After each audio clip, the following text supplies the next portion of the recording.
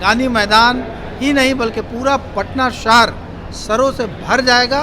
और मैं जो ये बिल इंसानी हक के ख़िलाफ़ है, इंसानी हकूक़ के ख़िलाफ़, कोई इंसान मर जाए और मरे हुए इंसान का लाश कंधे पे रख कर घूमता रहे और उसे कब्रिस्तान को छीन लिया जाए, कोई आदमी इबादत करने जाए और वो रास्ते में रुक जाए क्योंकि उसकी मसाजिदों में ताला लगा दिया जाए, कोई बच्चा पढ़ने जाए और वो इसलिए ना पढ़ सके कि उसके मदारिस में ताला लगा दिया जाए, ये गैर इंसानी काम है। 29 जून को पटना के गांधी मैदान में वक्फ कानून के खिलाफ जो प्रदर्शन होनी है, उसको लेकर पटना के पूर्व मेयर अफजल इमाम ने पूरे पटना वासियों से अपील की है और कहा है कि आप अपने सारे जरूरी कामों को छोड़कर 29 तारीख को पटना के गांधी मैदान में पहुंचिए और ये लड़ाई अपने हक की है, अपने अधिकार की है, अपने संवैधानिक अधिकारों की है। अगर आप नहीं जगेंगे तो आपकी कब्रें छीन ली जाएगी, आपके मस्जिदों में ताले लगा दिए जाएंगे। तो जरूरी ये है कि जितने भी पटना नहीं पूरे बिहार के जो मुसलमान हैं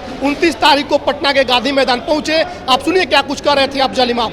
अमन परस्त लोग जो इसमें शामिल होना चाहते हैं, मैं उनसे मेरी लगातार हम लोग वार्ता कर रहे हैं, प्रोग्राम कर रहे हैं और अमीर शरीयत और हर लोग जो इससे जुड़े हैं वो अपील कर रहे हैं कि ज़्यादा से ज़्यादा तादाद में गांधी मैदान में पहुँचे।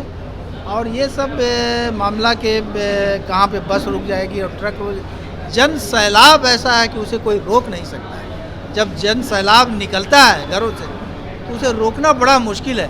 ये टेक्निकल मामला नहीं है कि आप उसे रोक पाएंगे, बिल्कुल नहीं रोक पाएंगे। और हर लोग गांधी मैदान ही नहीं बल्कि पूरा पटना शहर सरों से भर जाएगा। और मैं जो ये बिल इंसानी हक के ख़िलाफ़ है, इंसानी हकूक़ के ख़िलाफ़, मुसलमानों के ख़िलाफ़ तो है ही, इंसानी हकूक़ के ख़िलाफ़ है कि कोई इंसान मर जाए और मरे हुए इंसान का लाश कंधे पे रख कर घूमता रहे और उसे कब्रिस्तान को छीन लिया जाए, कोई आदमी इबादत करने जाए और वो रास्ते में रुक जाए क्योंकि उसकी मसाजिदों में ताला लगा दिया जाए, कोई बच्चा पढ़ने जाए और वो इसलिए ना पढ़ सके कि उसके मदारिस में ताला लगा दिया जाए, ये गैर इंसानी काम है, ये गैर इस्लामी काम तो है ही, गैर इंसानी काम है। और हिंदुस्तान में ज़्यादातर लोग इंसान बसते हैं और मुझे उम्मीद है कि सारे अमन परस्त लोग मिलकर इस काले कानून का विरोध करेंगे और एक जन सैलाब आएगा और यकीनी तौर पर आज नहीं तो कल ये कानून वापस होगा। नीतीश कुमार क्यों नहीं सुन पा रहे, आप कैसे देख रहे हैं? हम लोगों को उम्मीद था, सुनना चाहिए था।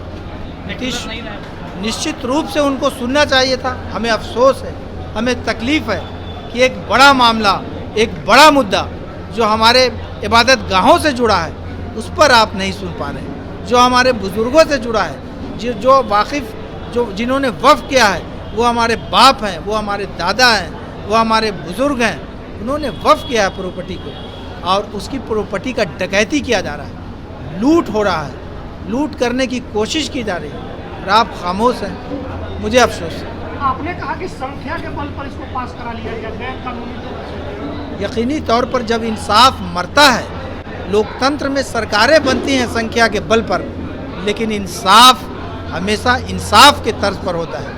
अगर एक आदमी भी अकेला खड़ा हो तो इंसाफ उसी के साथ जाएगा। मुझे उम्मीद है, परसों ही ऑनरेबल सुप्रीम कोर्ट के चीफ जस्टिस ने कहा है कि लोकसभा और संविधान में जब मुकाबला होगा तो निश्चित रूप से संविधान बड़ा होगा। पटना के मुसलमानों से आप क्या अपील करेंगे? हर जगह से अपील है, पटना के लोगों से भी अपील है, मुसलमानों से भी अपील है, सारे मज़हब के लोगों से अपील है कि वो आएँ और गांधी मैदान ही नहीं पूरे पटना शहर को भर दें, एहतजाज करें खामोशी के साथ, लोकतांत्रिक तरीके से जिस तरह एहतजाज होता है, हमारे बुज़ुर्गों के साने बशाने मिलाकर चले और निश्चित रूप से इस बिल का विरोध करें।